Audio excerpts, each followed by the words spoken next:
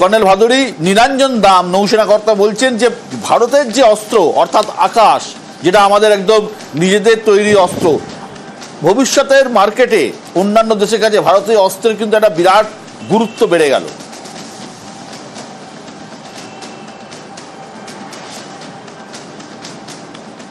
হ্যাঁ, to a large extent বেরোলো, কিন্তু to be very honest, a pure indigenous যে অস্ত্র এই কনফ্লিক্টেই ব্যবহার হয়েছে সেটা ছিল আকাশ মিসাইল সিস্টেম। বাকি হারব ড্রোন আদানির এলবিটের সঙ্গে কোলাবোরেশন করে ম্যানুফ্যাকচার হচ্ছে ইন্ডিয়াতে। আর একটা ড্রোন সিস্টেম আছে, একটা কোয়েম্বাটোরের কোনো কোম্পানি আছে, সেটা ইসরায়েলি এলবিটের সঙ্গে কোলাবোরেশন করে। Rafale French, Sukhoi 30 Russian. তো পিওর ইন্ডিয়ান ওয়েপন সিস্টেম ছিল ওইখানে ওই আকাশ। আর এতক্ষণ অবধি আকাশ ছিল আন্ডার ডেভেলপমেন্ট বা আন্ডার টেস্টিং। আমরা শুধু টেস্ট ফায়ারিং করতাম, ডামি টার্গেটসের উপরে ফায়ার করতাম। এই আকাশ এখন গিয়ে it has been blooded by fire, মানে ওয়ার ভেটারান আকাশ হয়ে গেছে। Akash has proved itself in real world combat situation. তো ইয়েস, ইন্ডিয়ান প্রোডাক্টসের যেটা মান, যেটা ইজ্জত, সেটা ইন্টারন্যাশনাল মার্কেটে অবশ্যই অনেক বেশি বেড়ে গেল। কমরেড চৌধুরী, রঞ্জনবাবু, এই যে যেটা বলা হচ্ছে যে আমাদের অস্ত্র, আমাদের নিজের দেশের তৈরি অস্ত্র, এটা আমরা কি এমনি অস্ত্র বিক্রি করি? আমার জানা নেই যে আমরা কতটা অস্ত্র আমরা করি, কাদের করি, বা মানে কিভাবে এই যে ভারতের যে গুণমান, ভারতের যে ক্ষমতা, ডিআরডিওর যে পারফরমেন্স, সেটা তো এবারে অনেক মানে বোঝা গেল যে আমরা কতটা সক্ষম প্রতি আক্রমণ রুখতে বা আক্রমণ হানাতে। আমরা রাডার সিস্টেম খুব ভালো আমরা তৈরি করেছি, ইন্দ্রা রাডার্স, এবং আমরা পৃথিবীর বহু দেশকে সেটা দিয়েওছি, এবং আমাদের কাছে কিছু অর্ডার পেন্ডিংও আছে। এবং আকাশও আমরা আমাদের নিজস্ব জিনিস, অগ্নি আমাদের নিজস্ব জিনিস, ত্রিশূল আমাদের নিজস্ব জিনিস, পৃথ্বী আমাদের নিজস্ব। তো আমাদের অনেক মিসাইলস ডিআরডিও বহু বছর ধরে, গত 5 দশক ধরে করে আসছে, এবং সেটা খুব সাকসেসফুল হিসেবে আমরা তৈরি করতে পারছি। এবং আমার মনে হয় যে আগামী কিছু দিনে আমরা এটা করতে পারবো। তবে এখানে একটা জিনিস দেখার আছে যে আমাদের নিজেদের যে রিকোয়ারমেন্ট, সেই রিকোয়ারমেন্টটা আমরা আগে পুরো করে তারপরে বাইরে দিতে পারবো। তো কিছু কিছু ক্ষেত্রে আমরা সেলফ সাফিসিয়েন্সি গ্রো করে নিতে পেরেছি, কিন্তু এখনও অনেক রাস্তা বাকি। এখনও ধরুন টোটাল ডিফেন্সের অ্যাবাউট 65% আমরা ইম্পোর্ট করি, এবং 3টে সার্ভিসই, আর্মি, নেভি, এয়ারফোর্স, 3টেই আমরা ডিপেন্ডেন্ট। আমরা ছোট একটা কদম নিয়েছি, বর্তমান সরকার এতে অনেক হেল্প করেছেন এবং তাদের একটা ফারসাইট আছে। অ্যান্ড আই এম শিওর যে বড় বড় দেশের কোম্পানিরা এতে আসছেন, এবং তাতে মনে হয় এতে আগামী দিনে আমরা এই সেলফ সাফিসিয়েন্সিতে চলে আসবো। আমার একটা জিনিস দেখলাম, আর একবার ম্যাপটা প্লিজ দেখাও, আরও একবার কোনোভাবে যদি ম্যাপটা দেখাও। তো আমরা একটা জিনিস দেখছি যে আমাদের যে এয়ার ডিফেন্স সিস্টেম, পাকিস্তান যে অ্যাটাকগুলো আমাদের উপর করেছিল, আমি যদি দেখি ওপরে একদম পুঞ্চ, বারামুল্লা, শ্রীনগর থেকে একদম আরেকটু নিচে তোলো, আরেকটু তোলো, অমৃতসর, ফিরোজপুর, ফাজিলকা, সিরসা, লালগড়, জাট্টা, এবং আরো দিকে ভুজে করেছিল, রাজস্থানের ভুজ অব্দি করেছিল, এবং সবটাই সীমান্তবর্তী এলাকায় করেছিল। ব্যাস ব্যাস প্লিজ, সীমান্তবর্তী এলাকায় করেছিল, বারমের, জয়সলমের, সীমান্তবর্তী, পুরো সীমান্তবর্তী। আমরা S-400 has proved to be a very very unique, and I will tell it is much better than the Iron Dome of Israel. এবং একসঙ্গে 36টা ডিফারেন্ট 4 টাইপসের অ্যাটাক একসঙ্গে ওরা নাকাম করতে পারে। আমি একবার দেখে নেব, আমি আরেকবার একটু দেখবো এয়ার ডিফেন্স সিস্টেম, একবার দেখাও তো। ভারতের এয়ার ডিফেন্স সিস্টেমের হিরো দুজন, একটা S-400 যেটা রাশিয়ার কাছ থেকে কেনা, আর আকাশ। এটা হচ্ছে যে এটা S-400 কিভাবে কাজ করে একটু যদি ব্রিফ করেন। এটা কাজ করে কি, এতে 4টে ডিফারেন্ট টাইপের, ধরুন মিসাইলস, ক্রুজ মিসাইলস থেকে হতে পারে, সারফেস টু এয়ার মিসাইলস হতে পারে, কিংবা ড্রোনস হতে পারে, কিংবা এয়ারক্রাফট থেকে মিসাইলস, যদি আমি এয়ার টু সারফেস করি সেই, এই 4টে ডিফারেন্ট ওয়েপন সিস্টেমকে এটা নাকাম করতে রাজি। এইটা অত্যন্ত সুপিরিয়র একটা টেকনোলজি যেটা রাশিয়া ডেভেলপ করেছে, এবং আমাদের কাছে এটা 3টে ব্যাটারিজ আছে, এবং এটা এত সাকসেসফুল যে 36 টার্গেটস ইন ওয়ান গো, এবং 600 কিলোমিটার দূরে টার্গেটকে করে 400 কিলোমিটার এনে ওটা ভেঙে দিতে পারে, তছনছ করে দিতে পারে। ওকে, আমার কাছে আমি যতটুকু জানি, যতটুকু পড়াশোনা করে যা, যতটুকু আমাদের রিসার্চ টিম বার করেছে, যে S-400 একটা বিরাট বন্দোবস্ত। এটা কোনো মেশিন বা ক্ষেপণাস্ত্র নয়, এটা একটা সিস্টেম, ভুল হলে বলে দেবেন, এটা একটা সিস্টেম, 6টি ভাগে বিভক্ত এই সিস্টেম।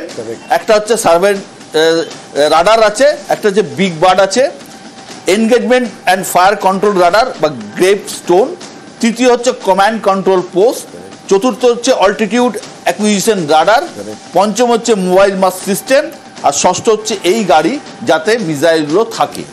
তো এই গোটা সিস্টেমে একবার গ্রাফিক্সে দেখবো, গোটা সিস্টেমে মানে প্রথম ভূমিকা যার, সে হলো এই big bird.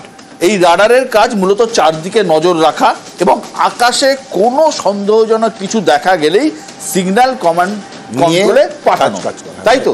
Absolutely automatic. 360 degree নজর রাখতে পারে, রেঞ্জ হচ্ছে প্রায় 600 কিলোমিটার, তাই তো? আমি একদম correct. Command control post, big bird signal পাঠায় কমান্ড কন্ট্রোল পোস্টকে, জানতে চায় আকাশে ধরা পড়া এই অবজেক্ট আমাদের বন্ধু না শত্রু, সেটা খতিয়ে দেখে কমান্ড কন্ট্রোল পোস্টের কাজ। বন্ধু হলে বিষয়টা ওখানেই শেষ, আর শত্রু হলে ঠিক করে ফেলা হয় তাকে ধ্বংস করতে কোন রেঞ্জের মিসাইল ছোড়া হবে, শর্ট, মিডিয়াম নাকি লং, সেই মতো মিসাইল ছাড়া হয় মিসাইল ভেহিকেল থেকে। সাধারণত একটি টার্গেট লক্ষ্য করে 2টি মিসাইল ছোড়া হয়, একটি প্রাইমারি, দ্বিতীয়টা ব্যাকআপ। প্রথমটা মিস করলে দ্বিতীয়টা কাজ হবেই অবধারিত। ওটা এনগেজ করে, হ্যাঁ, ওটা রাডার, হ্যাঁ, স্পেসিফিক্যালি রাডার সিস্টেম দিয়ে ওটা ওই টার্গেটকে এনগেজ করে। 3 নম্বর হচ্ছে গ্রেভ স্টোন, মিসাইল ছেড়েই কাজ শেষ হয় না, এর ভূমিকা এনগেজমেন্ট অ্যান্ড ফায়ার কন্ট্রোল বা রাডার বা গ্রেভ স্টোনের। এই রাডার ওই মিসাইলগুলোকে ফলো করে টার্গেট ধ্বংস হওয়া পর্যন্ত, তাই তো? মোবাইল মাস সিস্টেম, কম উচ্চতা দিয়ে বা রাডার নিচ দিয়ে কোনো মিসাইল বা ড্রোন এলে এই সিস্টেমটা কাজ করে, এখান থেকে সিগন্যাল যায় কমান্ড কন্ট্রোলে, সেই মতো মিসাইল ছোঁড়া হয়। তো এই S-4 সিস্টেম একসঙ্গে নাকি 300 টার্গেটকে একসঙ্গে লক করতে পারে। এটা ঠিক নয়, আর একটু বেশি হতে পারে, একটু কমও হতে পারে, রয়েছে।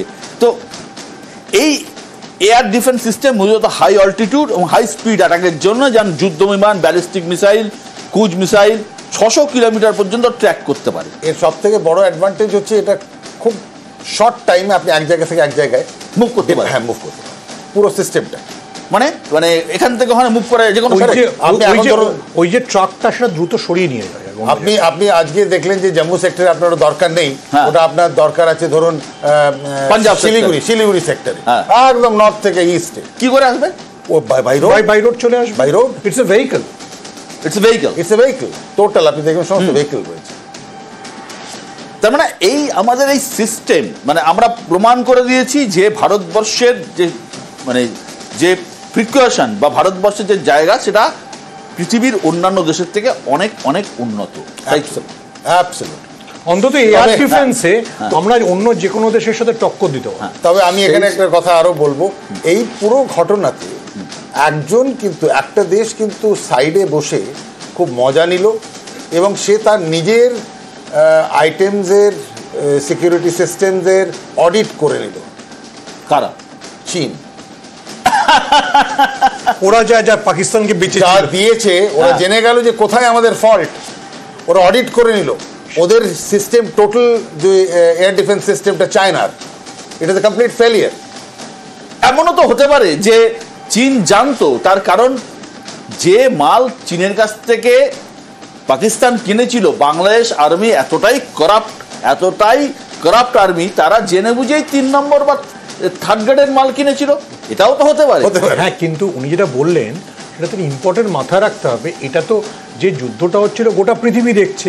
আমেরিকা জেনে গেল যে চীনের যে এয়ার ডিফেন্স সিস্টেম সেটা তাইওয়ানের যদি কিছু হয় সেটা কতটা গার্ড করতে পারবে।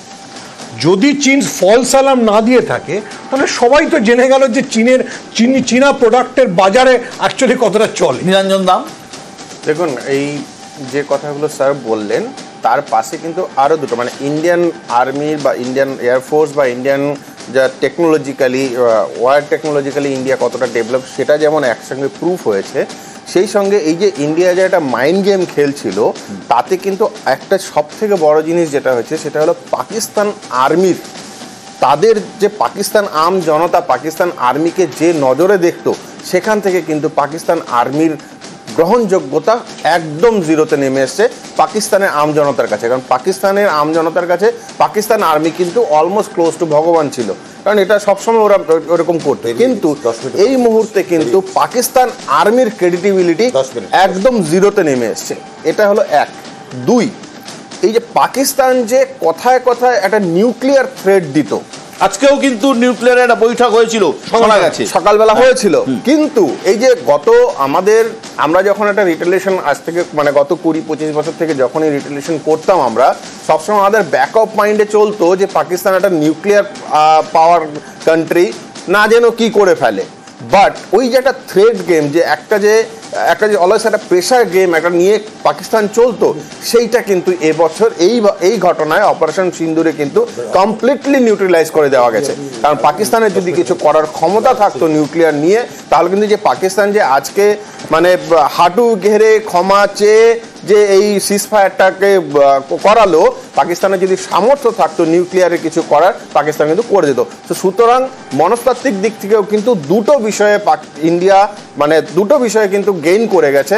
একটা যেটা বললাম যে পাকিস্তান আর্মির যে ক্রেডিবিলিটি সেটা পাকিস্তানের আম জনতার কাছে জিরো হয়ে গেছে।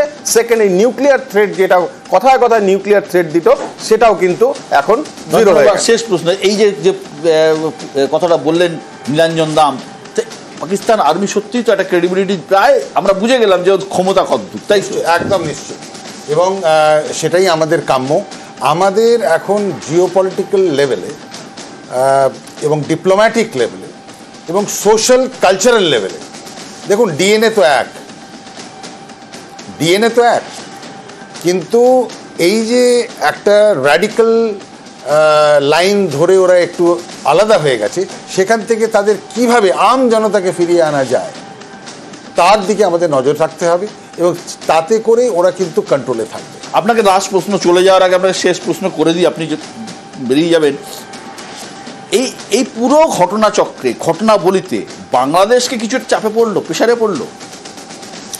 আমি কিন্তু ঠিক উল্টোটা ভাবছিলাম।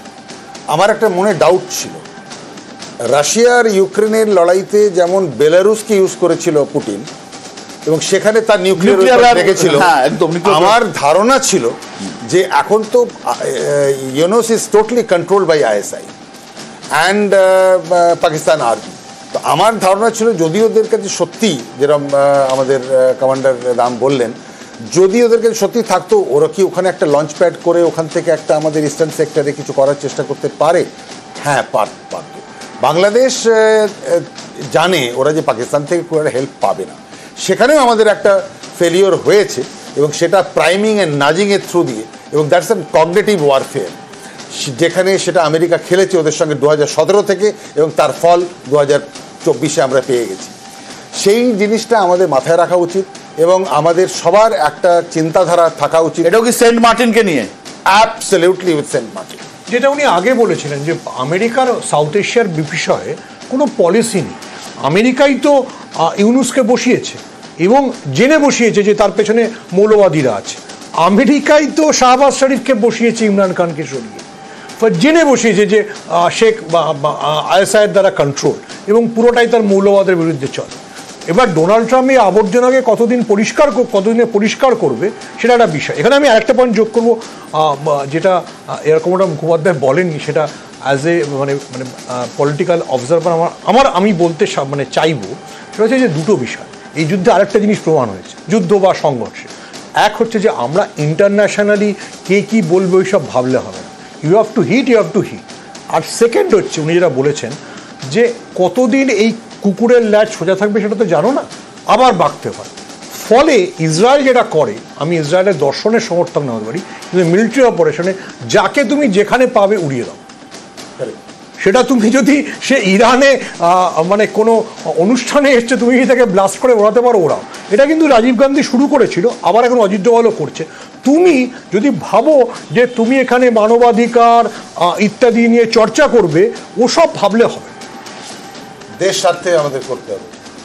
অনেক অনেক ধন্যবাদ এয়ার কমোডর সাহেব, আপনাকে আবার পরে কোনো অনুষ্ঠানে পাবো নিশ্চয়ই। হ্যাঁ, আমরা একটা ছোট্ট বিরতি নিচ্ছি, ছোট্ট বিরতির পর ফিরে আসছি আমাদের এই আলোচনায়, সঙ্গে থাকুন। নিউজ